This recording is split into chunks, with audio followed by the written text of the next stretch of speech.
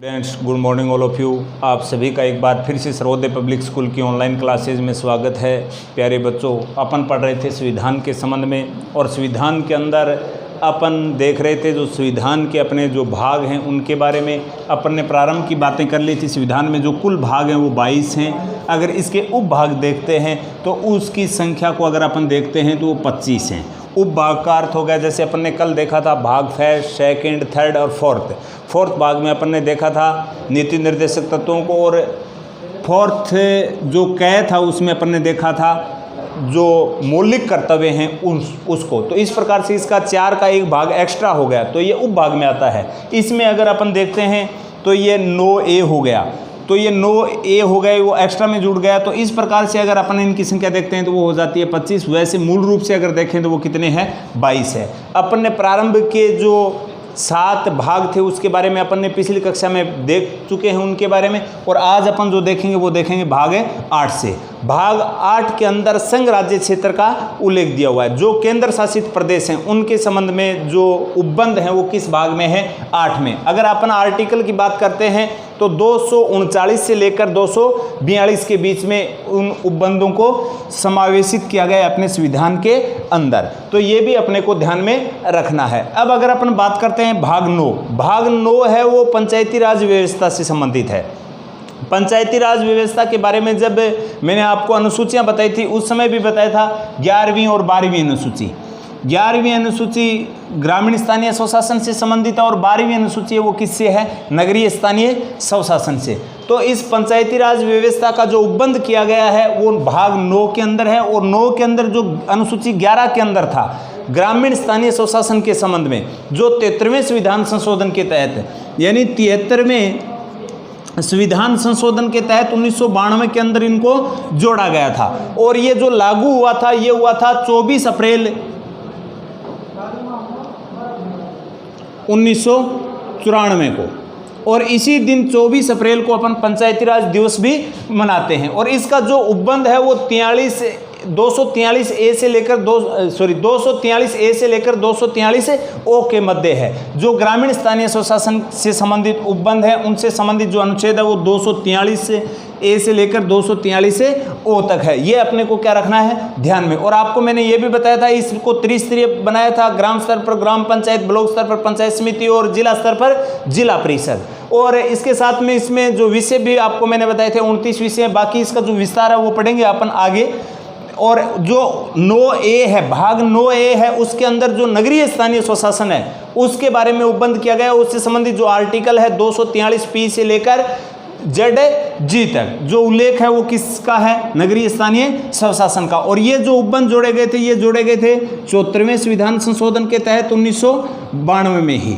और ये जो उपबंध बताए थे मैंने, ये आपको बताए थे 12वीं अनुसूची के अंदर। और ये जो लागू हुआ था ये हुआ था 1 जून 1993 के अंदर। और इसके अंदर जो विषय थे वो 18 समावेशित किए गए थे। और इसके अंदर भी इसको जो नगरीय स्थानीय स्वशासन है उसको भी त्रिस्तरीय बनाया गया था। जो निम्न स्तर का था वो नगर पालिका, उसके बाद में नगर परिषद, और जो सबसे ऊपर का स्तर था वो था नगर निगम, जो महानगरों में। तो ये थे भाग 8, 9 और 9A।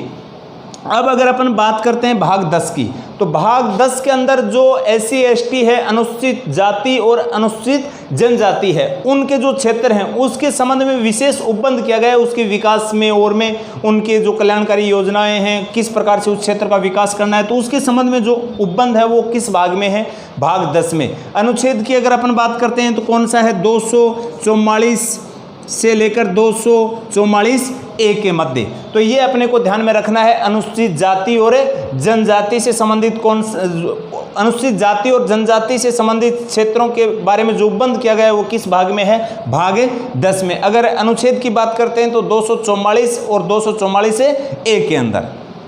इसके बाद में अगर अपन बात करते हैं 11 के अंदर, संघ और राज्यों के बीच में जो संबंध है, यानी जो केंद्र सरकार है, राज्य सरकार है, उसके मध्य में संबंध, यानी कि केंद्र सेंटर के जो और राज्यों के बीच में जो संबंधों की बात आती है, साथ में जो केंद्र शासित प्रदेश हैं उनके बीच में जो कैसे संबंध हैं, यानी इनको जोड़ने की बात आती है, आपसी संबंध की अगर बात आती है तो वो इस प्रकार के जो उपबंध है वो भारतीय संविधान के किस भाग में है? 11 के अंदर है। अगर अनुच्छेद अगर अपन देखते हैं तो 245 से लेकर 263 के मध्य, ये भी अपने को ध्यान में रखना है, भाग 11। इसके बाद में अगर अपन बात करते हैं भाग 12 की, तो भाग 12 के अंदर जो वित्तीय व्यवस्था है या अपन संपत्ति की बात करते हैं या संविदा संबंधी जो बात करते हैं उन बातों का, यानी वित्तीय जो अपन बात करते हैं वित्त के संबंध में, धन के संबंध में, वित्त विधेयक के संबंध में और में उनके जो धन से संबंधित या संपत्ति से संबंधित अगर बात आती है तो वो किस भाग में है? भाग 12 में। आर्टिकल 264 से लेकर 300A तक,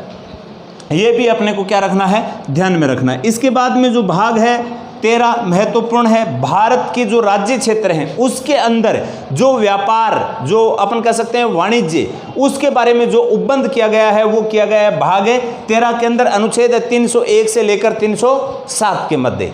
यानी कि भारत है, भारत को अपन अच्छे से जानते हैं, भारत काफ़ी बड़ा क्षेत्र है, विभिन्न राज्यों में बटा हुआ है, अनेक राज्य हैं, केंद्र सरकारें चलती है, साथ में राज्य सरकारें भी चलती है। तो अपनी राज्य सीमा के भीतर, भारत की राज्य सीमा की अगर अपन बात करते हैं तो इस राज्य सीमा के भीतर जो एक प्रकार से अपना जो व्यापार हो रहा है उस व्यापार के बारे में जो उपबंध बताए गए हैं, यानी ये अपना भारत है और भारत के मध्य में आपस में इस सीमा के भीतर जो व्यापार होता है उसके बारे में जो उपबंध है वो किस भाग में है? भाग 13। और अगर अनुच्छेद की बात करते हैं तो वो है 301 से लेकर 307 के मध्य।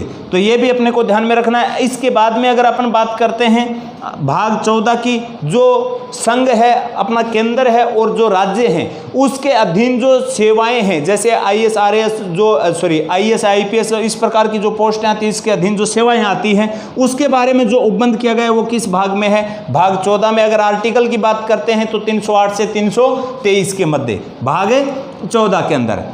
और 14A एक उप भाग बनाया गया जिसमें अधिकरण से संबंधित कुछ बातें हैं 323A के अंदर। अब बात करते हैं अपन, इम्पोर्टेंट है भाग 15 की, निर्वाचन से संबंधित। यानी कि जब, क्योंकि भारत एक लोकतांत्रिक राष्ट्र है, डेमोक्रेसी को यहाँ अपनाया गया है, यहाँ के प्रतिनिधि जनता द्वारा निर्वाचित होते हैं, तो एक प्रकार से निष्पक्ष चुनाव के लिए इलेक्शन कमीशन का गठन किया गया है। ये इसका जो उपबंध है वो भाग 15 में है, निर्वाचन से संबंधित, जिसमें अपन अगर बात करते हैं संसद के सदस्यों की बात करते हैं और राज्य के विधानसभा सदस्यों की अगर अपन बात करते हैं, राष्ट्रपति की, उपराष्ट्रपति की, इनकी चुनाव से संबंधित अगर बात आती है वो निर्वाचन की बातें किस भाग में है? भाग 15 में। अगर आर्टिकल की बात करते हैं तो अनुच्छेद अगर निर्वाचन से संबंधित अगर अपन देखते हैं तो ये जैसे इलेक्शन कमीशन का गठन किया गया है, इसके संबंध में जो उपबंध है उसमें 324 से लेकर 329 के मध्य, यानी कि 323 से लेकर 24 से लेकर 329 के मध्य निर्वाचन से संबंधित बातों का उपबंध किया गया है। यानी निर्वाचन आयोग का, उसके निर्वाचन आयोग के जो सदस्य हैं उनका निर्वाचन आयोग का गठन कैसे किया जाएगा, किस प्रकार से निष्पक्ष चुनाव करवाया जाए, इस प्रकार से जितने भी जो उपबंध हैं, नियम कानून है वो भाग 15 में है। और किस आर्टिकल में है? 324 से 329 के मध्य। इसके बाद अगर अपन बात करते हैं भाग 16 की, तो भाग 16 के अंदर जो कुछ वर्ग होते हैं, जैसे अपन पिछड़े वर्ग है, अन्य पिछड़ा वर्ग जिसको अपन बोलते हैं, अनुसूचित जाति है, अनुसूचित जनजाति है, उसके लिए उसके विकास के संबंध में विशेष उपबंध किए गए हैं। वो किस में किए गए हैं? भाग 16 के अंदर और अनुच्छेद 330 से 342 के मध्य। तो ये भी अपने को क्या रखना है? ध्यान में रखना है। यानी कि जो विशेष वर्ग हैं, जैसे अन्य पिछड़ा वर्ग है, अनुसूचित जाति है, अनुसूचित जनजाति है, उसके संबंध में विकास की अगर बात आती है तो वो किसके, कौन से भाग में है? 16 में। यानी कि उसके संबंध में किस प्रकार से लोक कल्याणकारी योजनाएं दी जाए, किस प्रकार से उसके लिए विशेष उपबंध किए जाएं, वो बातें हैं सब की सब भाग 16 के अंदर। अनुच्छेद की अगर अपन बात करते हैं तो वो है 330 से 342 के अंदर। इसके बाद अगर अपन बात करते हैं भाग 17 के अंदर, तो भाग 17 के अंदर राजभाषा के संबंध में उपबंध किया गया है, जैसे हिंदी राजभाषा है और है उसके बारे में। भाग 17 यानी राजभाषा से संबंधित। राजभाषा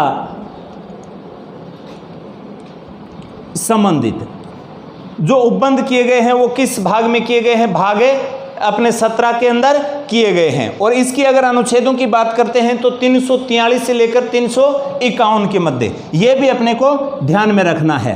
343 से लेकर 351 आर्टिकल हैं, उनके मध्य में राजभाषा जो हिंदी है और जो अपने कार्य करने की जो भाषा है अपने संविधान के अंदर, उसका उपबंध किया गया है वो भाग 17 के अंदर और अनुच्छेद 243 से लेकर अपने 351 के मध्य किया गया है। इसके बाद अगर अपन बात करते हैं भाग 18 की, तो भाग 18 के संबंध में देख लेते हैं भाग 18 में कौन कौन से उपबंध किए गए हैं। 18वां जो भाग है वो आपातकाल से संबंधित है।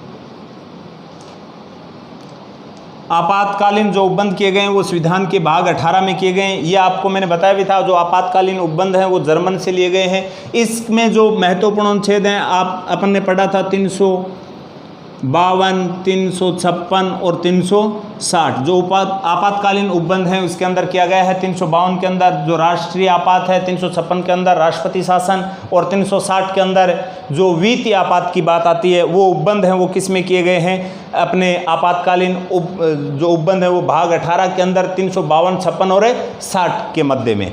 और इसके बाद जो अगला आता है वो आता है प्रकीर्णन से संबंधित जो भाग 19 के अंदर है। और उसके बाद आता है 20वां भाग। 20वां भाग है वो संविधान संशोधन के संबंध में है। भाग 20, 19 है वो प्रकीर्णन से संबंधित है और भाग जो अपना 20 है वो संविधान संशोधन के संबंध में है।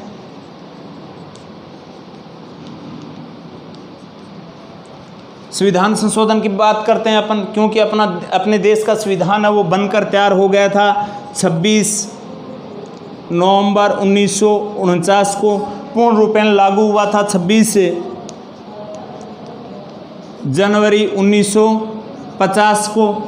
लेकिन उस समय की स्थिति अलग थी, आज की स्थिति क्या है? अलग है। इसमें निरंतर अपने बदलती परिस्थितियों के अनुसार संविधान में भी बदलाव की क्या होती है? आवश्यकता। तो इसके अंदर भाग 20 के अंदर संविधान में संशोधन की बात की गई, जो विशेषकर जो अनुच्छेद है अपना 368, अनुच्छेद 368 जिसमें अपने संशोधन की बात आती है कि संविधान में बदलाव भी किया जा सकता है परिस्थितियों के अनुसार, आवश्यकता के अनुसार। और जो ये उपबंध लिया गया था ये संशोधन से संबंधित, ये साउथ अफ्रीका से लिया गया था, यानी दक्षिणी अफ्रीका से।